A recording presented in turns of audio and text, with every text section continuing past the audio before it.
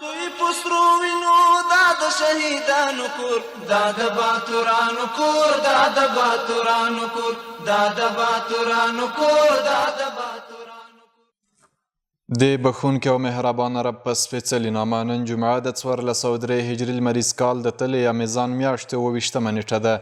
زه فهیم الله افغان یم. پام وکړئ د میدان وردګو ملي تلویزیون څخه د دې مهال خبرونو ته. د میدان وردګ ولایت د نشه یي توکو پر وړاندې د مبارزې مدیریت مسؤلین وایي روان کال یې له 100 زیاتو په نشه روږدو کسانو درملنه کړې او ترڅنګ یې شاوخوا 40 جریبه ځمکه د نشه یي توکو له کښت څخه پاکه کړې. نور حال زموږ د همکار رفیع الله ارمان په راپور کې. دلته د هغو کسانو درملنه کیږي چې کلونه په نشو روږدي وو. دوی د میدان وردګ ولایت له بیلابیلو ولسوالیو څخه دي. راته ویل چې نشه یي توکو یې ورڅخه د ژوند خواږه هیر کړي وو، خو اوس چې دلته په ښه ډول درملنه کیږي. خو نشه یي توکي ګوره له هر څه د خلاصي، له جامعې د باسي، له مجلس د باسي، دا تانه تر هغو چې ژوندی در باندې دله. دلته ډېر خوشحاله یم چې کوم صحتمند شوم، جوړ شوم. البته چې ډاکټران هم ښه خدمت کوي، ډوډۍ موډۍ هر څه آماده دي. البته چې 45 ورځې بستر دی. د یاد ولایت د نشه یي توکو پر وړاندې د مبارزې مدیریت مسؤلین وایي چې روان کال یې له 100 څخه د زیاتو په نشه روږدو کسانو درملنه کړې او شاوخوا 40 جریبه ځمکه یې د نشه یي توکو له کښت څخه پاکه کړې.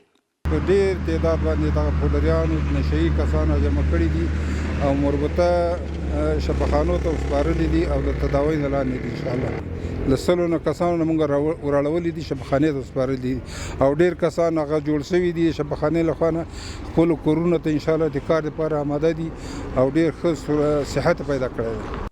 مسؤلین وایي چې په دې برخه کې خلکو ته په ځلونو عامه پوهاوی ورکړل شوی دی او نه پرېږدي چې څوک د نشه یي توکو کښت او قاچاق وکړي.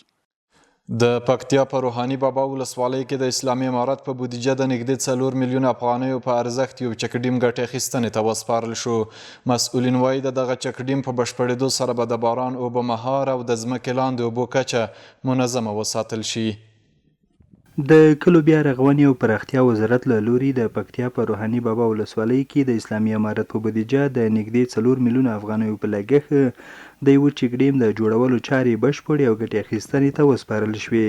مسؤلین وایي چې یاد چکډیم 440 متره اوږدوالی، 4 متره لوړوالی لري چې د څه باندې 9000 متره مکعب اوبو د زیرمه کولو سربیره به د باران اوبه مهار او د ځمکې لاندې اوبو سطحه به منظمه ساتل شوې وي. دا چې کډیم ډېر اهمیت لري په دې ساحه کې. د لاندې ټولې ساحې ډېر خلک تر لوندې دي چې دغه نه به د خلک استفاده کوي او د خلک سخت ضرورت لري. دغه ولسوالۍ چې ده په دې هغه کې جمهوریت کې ایجاد شوې ده، د روحاني بابا ولسوالۍ. په دې ولسوالۍ کې ډېر کارونه نه دي شوي ځکه چې دا د مجاهدینو سنګر و. سیمه ییز خلک خوښ دي چې د یاد چکډیم په چارو کې لسګونه کسانو ته د کار زمینه هم برابره شوې وه او هیله کوي چې د بیا رغونې، روغتیا، پوهنې، کرنې او نورو برخو کې ورته لا ګڼې پروژې منظورې شي. کلینیک او مکتب او سړکونه لارې د موږ بیخي ځینې بې برخې یو، نو همکاري تاسې غواړو وروره. لارو ته ضرورت لرو، چکډیمو ته یې ولا لرو، پلچکو ته یې لرو، نو هغه وروره یې تاسې په همکاري کې کیږي. الله دې وس درکړي. خوښ او خوشحاله یو چې موږ ته په دې منطقه کې د چکډیم جوړ څه فایدې ډېرې موږ ته رسېږي. د موږ به د اوبو سطحه ورسره پورته سي او نو ضرورت خو ډېر دي. په دې کې منطقه کې داسې ځایونه هم شته چې واړه چکډیمونه باید ورته جوړ سي او منطقې ته فایده ورسېږي.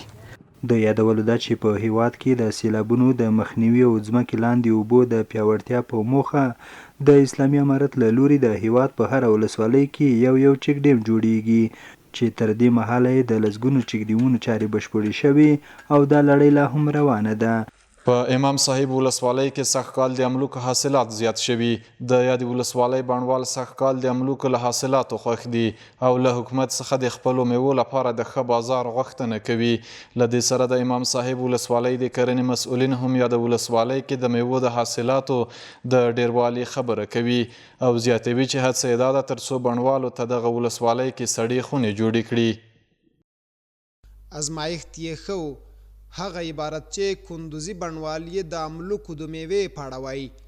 د دغې میوې بڼوالۍ ته که څه هم کندوزیانو تازه مخه کړې، خو د بڼوالو په وینا حاصلاتو ته په کتو یې په دې عرض یې د تر څو کلونو وړاندې د نوموړې خوږې میوې د بڼونو جوړېدا ته مخه کړې وای.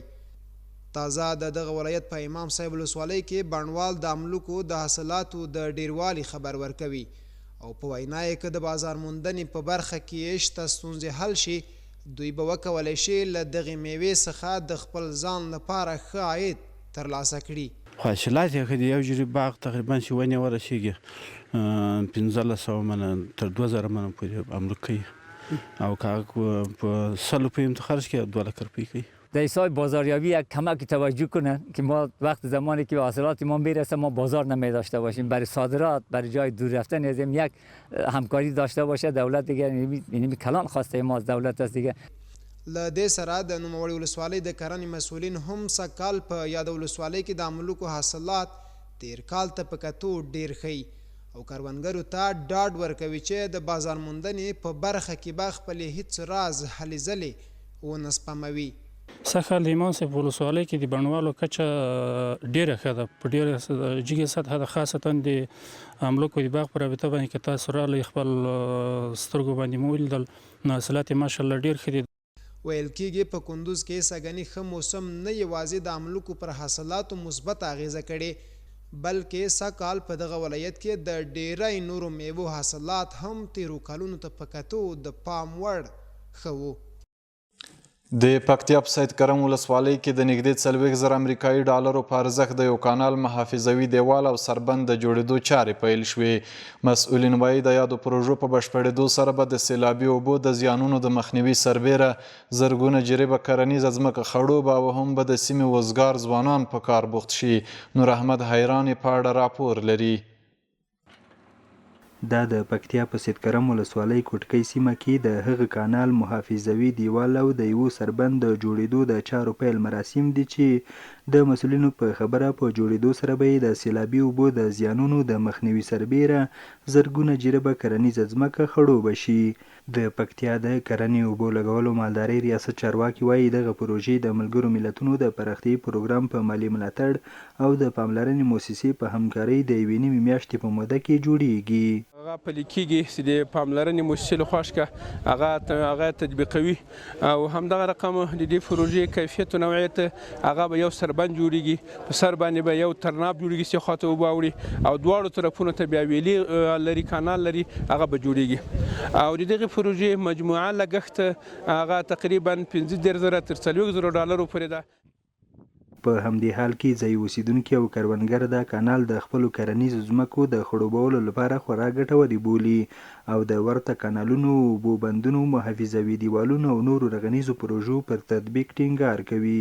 دې سره به په سوونو جربه ځمکه خړوبه شي، ولسونو ته به د زراعت دپاره اسانتیاوې برابرې شي او تقریبا د 200 نفرو پورې د ما بیکاره خلک به په دې کې بچا شي د کم وخت لپاره. باید په ښه کیفیت باندې جوړه شي، په داسې کیفیت جوړه شي چې هغه د موږ دپاره دوام وکړي، داسې نه چې د سترګو نه یې پناه کړو. او بل داسې ورته پروژې په دغه منطقه کې ډېر داسې مستحق ځایونه لري چې دلته جوړې شي او نورې راوړلی شي دلته. پکتیا د سویل ختیځ هغه ولایت دی چې په ډیری ځمکو یې خلک کرکیله کوي، خو په کرنیزه برخه کې باغداران او کروندګر لا لاسنیوي او اسانتیاوو ته اړتیا لري. او وروستی خبر دا چې د اقتصادي معاونیت غونډه کې په پراختیایي برخو کې د اوږدمهاله مرستو پر زیاتوالي او د مؤسساتو د ستونزو پر حل خبرې شوې دي. د ریاست الوزرا اقتصادي معاونیت د دفتر لوی رئیس مفتي عبدالله عزام په مشرۍ جوړې شوې غونډه کې د ریاست الوزرا اقتصادي معاونیت اړوند عامه اړیکو ریاست او د کورنیو مؤسساتو د استازو ترمنځ په پراختیایي برخو کې د اوږدمهالو مرستو پر زیاتوالي او د مؤسساتو د ستونزو پر حل خبرې شوې. ښاغلي عزام یادې غونډې ته د خپلو خبرو پر مهال ویلي چې کورنیو مؤسساتو په سختو حالاتو په ځانګړي ډول په هیواد کې د وروستیو طبیعي پیښو پر مهال هیوادوالو ته بشري مرستې رسولي او د هغوی لاسنیوی کړی چې اسلامي امارت قدرداني کوي. نوموړي زیاته کړې له لسیزو جګړو وروسته په افغانستان کې د آبادۍ او د ولس د ستونزو د اساسي حل فرصت برابر شوی او غوره ده چې کورني موسسات له اسلامي امارات سره په همغږۍ د امکان تر حده خپل مرستې پراختیایي برخو ته واړوي. نوموړي زیاته کړې له لسیزو جګړو وروسته په افغانستان کې د آبادۍ او د ولس د ستونزو د اساسي حل فرصت برابر شوی او غوره ده چې کورني موسسات له اسلامي امارات سره په همغږۍ د امکان تر حده خپل مرستې پراختیایي برخو ته واړوي او دا به په اوږد مهال کې د هیوادوالو اقتصادي ستونزې حل کړي.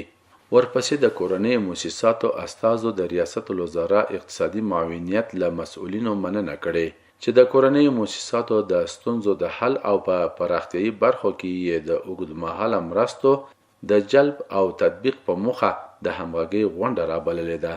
دوی خپل ستونزې او د اوږدمهاله مرستو د جلب او تطبیق په برخه کې وړاندیزونه د ریاست الوزرا اقتصادي معاونیت له مسؤلینو سره شریک کړي. د غونډې په پای کې دواړو لوریو د اسلامي امارات او کورنۍ موسساتو ترمنځ د همغږۍ پر رامنځته کولو او په دې برخه کې د ګډ کار کولو پر دوام ټینګار کړی. درنو لیدونکو زموږ د دې مهال خبرونه همدومره وو چې تاسو ته مو وړاندې کړل. تر بیا ښې چارې.